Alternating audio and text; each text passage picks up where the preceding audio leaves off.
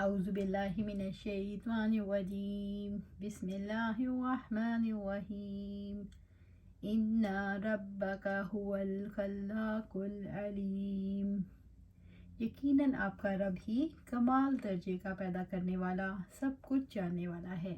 سورۃ الحجر آیا 86۔ ان ربک هو الخلاق، یقیناً آپ کا رب ہی کمال درجے کا پیدا کرنے والا ہے، وہ ہے جس نے ہر چیز کو پیدا کیا۔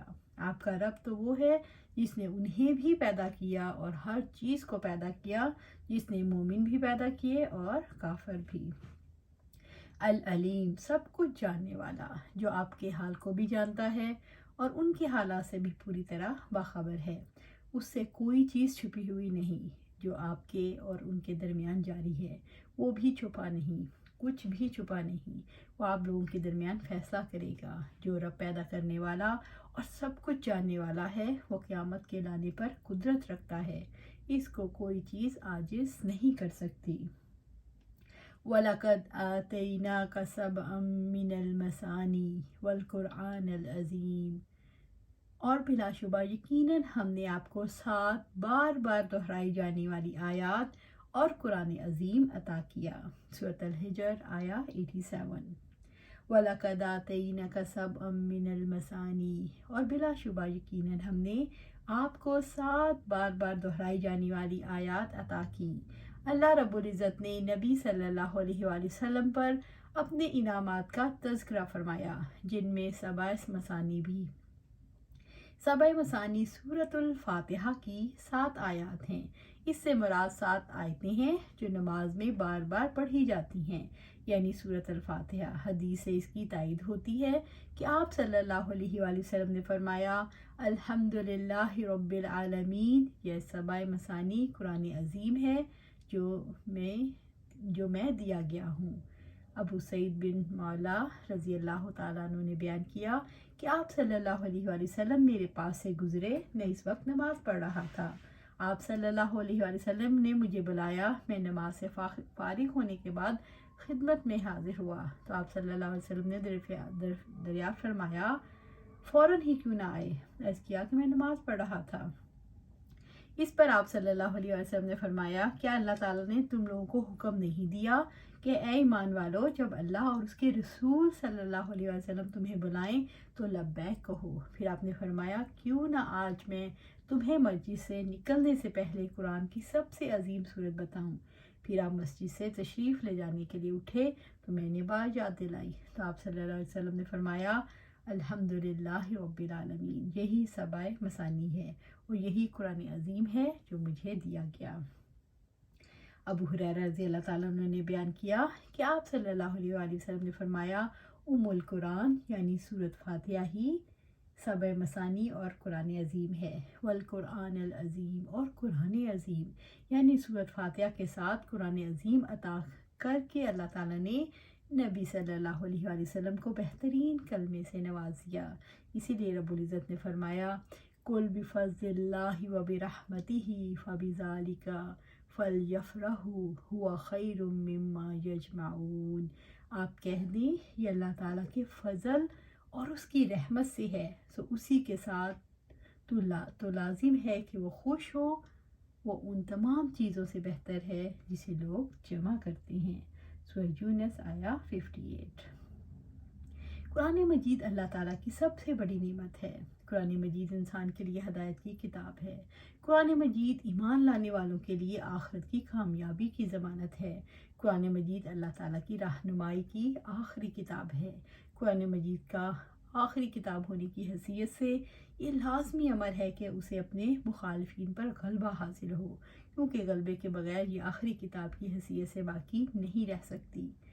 لا تمدن عینیک الی ما متعنا به ازواجا منهم ولا تحزن علیہم واخفض جناحک للمؤمنین، آپ اپنی آنکھیں ہرگز نہ اٹھائیں اس متاع دنیا کی طرف جس کے ساتھ ہم نے مختلف لوگوں کو فائدہ دیا، اور ان پر غم نہ کھائیں اور مومنوں کے لیے اپنے بازو جھکا دیں۔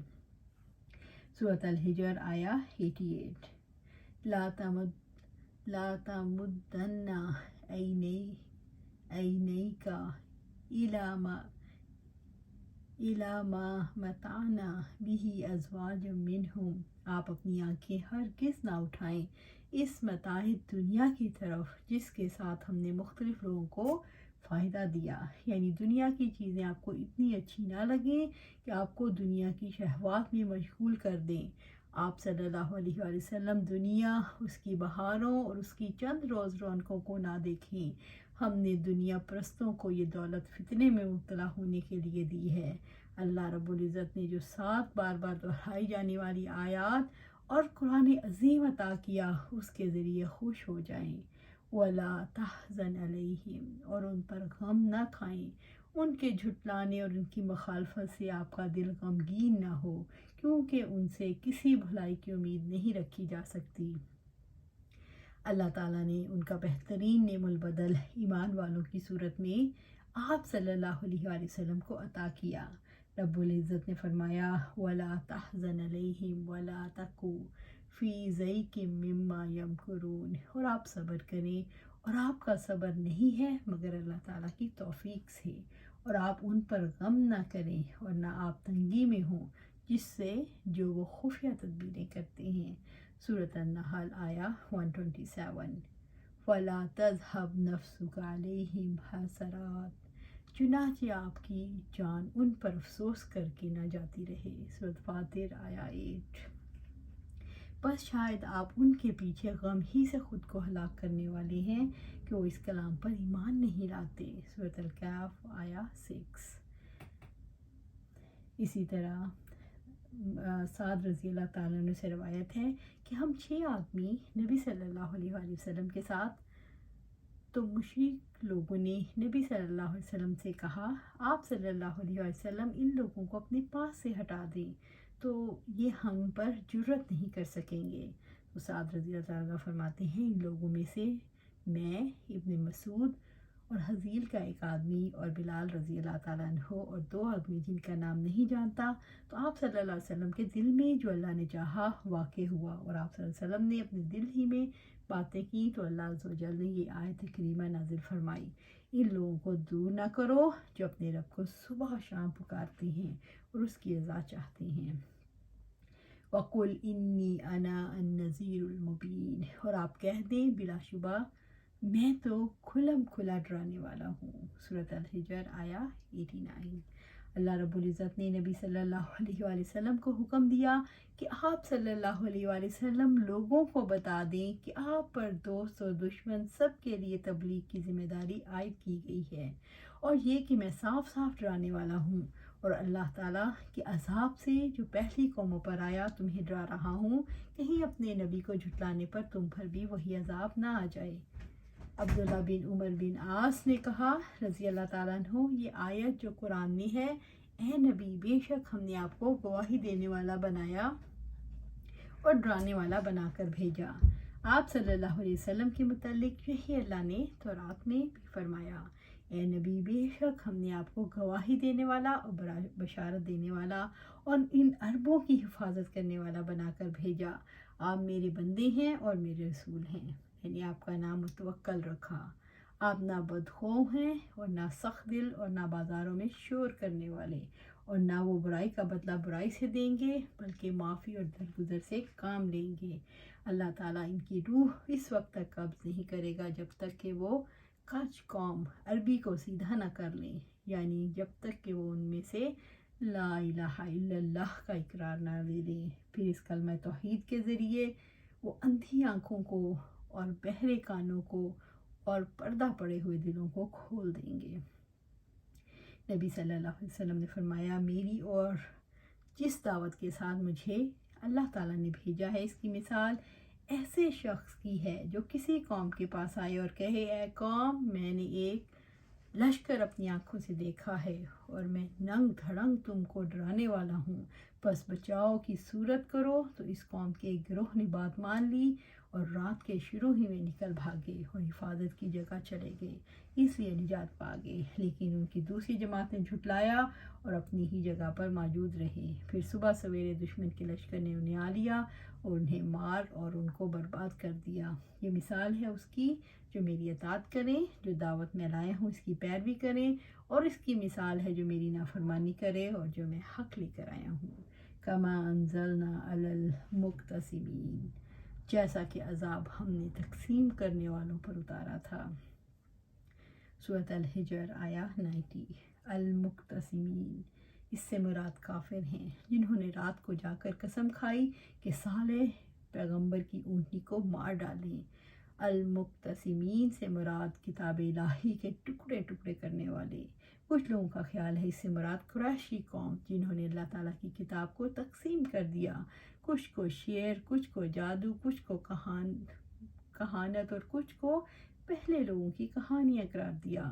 کچھ لوگوں کا خیال ہے اس سے مراد اہل کتاب ہیں جنہوں نے آسمانی کتابوں کو ٹکڑے ٹکڑے کر دیا۔ کچھ لوگوں کا خیال ہے اس سے مراد صالح کی قوم ہے علیہ السلام، جنہوں نے قسم کھائی کہ صالح علیہ السلام اور ان کے گھر والوں کو رات کے اندھیرے میں قتل کر دیں۔ ابن عباس رضی اللہ تعالیٰ نے بیان کیا، کما انزلنا علی المقتسمین میں یہود و نصارہ مراد ہیں۔ کچھ قرآن انہوں نے مانا، کچھ نہ مانا۔ یعنی آپ صلی اللہ علیہ وسلم ان کو اسی طرح عذاب سے ڈرا رہے ہیں جیسے پہلی انبیاء نے ڈرایا جن کی قوموں پر عذاب نازل ہوا۔ انہوں نے کہا، تم لوگ اللہ تعالیٰ کی قسم کھاؤ، ہم اس پر اور اس کے گھر والوں پر ضرور شب خون ماریں گے، پھر ہم ضرور اس کے وارث سے کہہ دیں گے کہ ہم اس کے گھر والوں کو ہلاکت کے موقع پر موجود نہ تھے اور بلا شبہ سچے ہیں۔ سورۃ النمل آیا 49۔ الذین جعلوا القرآن عضین، جن لوگوں نے قرآن کو ٹکڑے ٹکڑے کر دیا۔ سورۃ الحجر آیا 91۔ عبداللہ ابن عباس رضی اللہ تعالیٰ نے بیان کیا کہ یہ آیت جن لوگوں نے قرآن کے ٹکڑے ٹکڑے کر رکھے ہیں کے متعلق کہا کہ اس سے مراد اہل کتاب ہیں، انہوں نے قرآن کے ٹکڑے ٹکڑے کر دیے، یعنی جنہوں نے اللہ تعالیٰ کی کتابوں کے ٹکڑے ٹکڑے کر ڈالے، جنہوں نے قرآن کو مختلف اصناف، اجزاء اور اجزاء میں تقسیم کر رکھا ہے اور اپنی خواہشات نفس کے مطابق اس میں تصرف کرتے ہیں۔ ان میں سے بعض قرآن کے متعلق کہتے ہیں یہ جادو ہے، بعض کہتے ہیں کہانت، بعض کہتے ہیں افتراء پردازی اور اس قسم کے دیگر اقوال جو ان جھٹلانے والوں نے پھیلا رکھی ہیں، جو محض اس مقصد کے لیے قرآن میں جرا و قدح کرتے ہیں تاکہ لوگوں کو ہدایت کے راستے سے روک سکیں۔ فَوَرَبِّكَ لَنَسْأَلَنَّهُمْ أَجْمَعِينَ، سو قسم ہے آپ کے رب کی، یقیناً ہم ضرور ان سے پوچھیں گے۔ سورۃ الحجر آیا 92۔ فَوَرَبِّكَ، سو قسم ہے آپ کے رب کی، رب العزت نے محمد صلی اللہ علیہ وسلم کے رب کی قسم کھا کر فرمایا، یقیناً ہم ضرور ان سے پوچھیں گے کہ ان لوگوں سے کہ جو قرآن مجید میں عیب نکالتے ہیں اور اس میں تحریف کرتے ہیں، اللہ تعالیٰ کے پوچھنے کا مقصد سزا ہے۔ یقیناً ہم تمہاری طرف سے مذاق اڑانے والوں کے لیے کافی ہیں۔ سورۃ الحجر آیا 95۔ نبی صلی اللہ علیہ وسلم کا مذاق اڑانے والے جو لوگ تھے، ولید بن مغیرہ، اسود بن عبد الیغوث سہری، ابو زامہ اسود، حارث بن عتیل، عاص بن وائل۔ جبرائیل علیہ السلام رسول اللہ صلی اللہ علیہ وسلم کے پاس آئے تو اللہ کے نبی صلی اللہ علیہ وسلم نے مذاق اڑانے والوں کی شکایت کی، تو جبرائیل علیہ السلام نے اللہ کے رسول کے سامنے ولید کو کر دیا اور اس کی بغل میں ایک رگ کی طرف اشارہ کیا۔ اللہ کے رسول نے جبرائیل علیہ السلام سے پوچھا، آپ نے ولید کے ساتھ کیا کیا؟ جبرائیل علیہ السلام نے کہا، میں نے اسے سزا دے دی۔ اس کے بعد جبرائیل علیہ السلام نے اسود کو اللہ کے رسول کے سامنے کر دیا اور اس کی آنکھوں کی طرف اشارہ کیا۔ اللہ کے رسول صلی اللہ علیہ وسلم نے اس کے بارے میں بھی جبرائیل علیہ السلام سے پوچھا، تو آپ نے اس اسود کا کیا کیا؟ تو جبرائیل علیہ السلام نے کہا، میں نے اس سے انتقام لے لیا۔ جب جبرائیل علیہ السلام نے ابو زمع کو اللہ کے رسول کے سامنے پیش کیا صلی اللہ علیہ وسلم اور اس کے سر کی طرف اشارہ کیا، تو اللہ کے رسول نے جبرائیل علیہ السلام سے پوچھا، آپ نے اس کے ساتھ کیا کیا؟ جبرائیل علیہ السلام نے کہا، میں نے اس سے بھی بدلہ لے لیا۔ اس کے بعد جبرائیل علیہ السلام نے حارث کو اللہ کے رسول کے سامنے کیا اور اس کے सर या पीठ की तरफ इशारा किया और कहा, मैंने भी उससे इंतकाम ले लिया। इसी तरह आस का गुज़र हुआ तो जिब्राइल अलैहिस्सलाम ने उसके पाँव के तलवे की जानिब इशारा किया कि मैंने उसको भी दबोच लिया। वलीद को सज़ा इसी तरह मिली कि ख़ज़ा कबीले का एक शख्स जो अपने तीरों को तरतीब दे रहा था, उससे पास से वलीद का गुज़र हुआ तो एक तीर उसकी बगल के नीचे रग पर जा लगा। उसने रग को काट दिया। असवद बिन मतलब अंधा हो गया। असवद बिन अब्द यगूस से इंतकाम इस तरह लिया गया कि उसके सर में ज़ख्म हो गए जिसकी वजह से वो मर गया। हारिस से इंतकाम इस तरह लिया गया कि जर्द पानी हारिस को घेर लिया, उसके पेट में दाखिल हो गया और सूरत हाल ये हो गई कि उसका पखाना उसके मुंह से निकलने लगा। फिर वो इसी तरह बीमार हो गया। आज को सज़ा इस तरह मिली कि उसके सर में उसका इस तरह का फोड़ा निकला जिस तरह का एक कांटेदार पौधा हजाज के रेगिस्तान में उगता है। वो फोड़ा उसके सर में फैल गया और उससे मर गया। आज के बारे में एक रवायत ये भी है कि वो गधे पर सवार होकर तवाइफ की तरफ निकला। गधा कूदा, उसने इसको कांटों पर गिरा दिया। कांटा उसके पाँव के तलवे में पेवस्त हो गया और वो उसी से मर गया। अम्मा कानू यामलून, उसके मुतालिक जो अमल करते थे। सूरत अल-हिजर आया 93। अबुल आहलिया फरमाती हैं, दो चीज़ों का सवाल हर एक से होगा, माबूद किसे बना रखा था, रसूलों की मानी या ना मानी। माज़ रज़ी अल्लाह ताला अन्हु से रसूल अल्लाह सल्लल्लाहु अलैहि वसल्लम ने फरमाया, ए माज़, इंसान से क़यामत के दिन हर एक अमल का सवाल होगा, यहाँ तक कि उसकी आँख के सुरमे और उसके हाथ की गुंदी हुई मट्टी के बारे में भी उससे सवाल होगा। देख माज़, ऐसा ना हो कि क़यामत के दिन अल्लाह ताला की नेमतों के बारे में तू कमी वाला रह जाए। अस्तग़फिरुल्लाह। हर अमल और हर माल का सवाल होगा। फासदा बिमा तो मरु व आरिज़ अनिल मुशरिकीन, चुनाचे जिसका आप सल्लल्लाहु अलैहि वसल्लम को हुक्म दिया गया उसका साफ ऐलान कर दें और मुशरिकों से मुंह मोड़ लें। सूरत अल-हिजर आया 94। फासदा बिमा तो अमर, चुनाचे जिसका आपको हुक्म दिया गया उसका साफ ऐलान कर दें। अल्लाह रब्बुल इज़्ज़त ने रहमतुल आलमीन को हुक्म दिया कि आप अपने रब का पैगाम खुला बयान करें। हर कान में अपने रब के पैगाम की आवाज़ दें। तमाम लोगों के सामने तौहीद का ऐलान करें। नमाज में कुरान मजीद की तिलावत करें। इस आयत के नुज़ूल से कबल मुसलमान छुप कर नमाज़ पढ़ा करते थे। इस ऐलान के बाद सब के सामने नमाज़ पढ़ने लगे।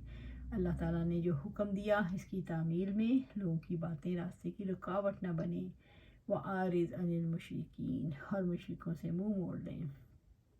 जो मुशरिक आप सल्लल्लाहु अलैहि वसल्लम को अल्लाह ताला के रास्ते से रोकना चाहते हैं उनकी परवाह ना करें। रब्बुल इज़्ज़त ने फरमाया, वो चाहते हैं काश आप नरमी इख्तियार करें तो वो भी नरम पड़ जाएं। सूरत अल-कलम आया 9। इन्ना कफ़ैना का अलमुस्तहज़ीन, बिलाशुबा आपकी जानिब से हम मजाक उड़ाने वालों के लिए काफ़ी हैं। सूरत अल-हिजर आया 95। अल्लाह रब्बुल इज़्ज़त ने आप सल्लल्लाहु अलैहि वसल्लम से वादा किया कि मजाक उड़ाने वालों के मुकाबले में अल्लाह ताला आप सल्लल्लाहु अलैहि वसल्लम के लिए काफ़ी है। अल्लाह ताला का वादा पूरा होगा। जिसने भी आपका मजाक उड़ाया अल्लाह ताला ने उसे बदतरीन तरीके से हलाक किया।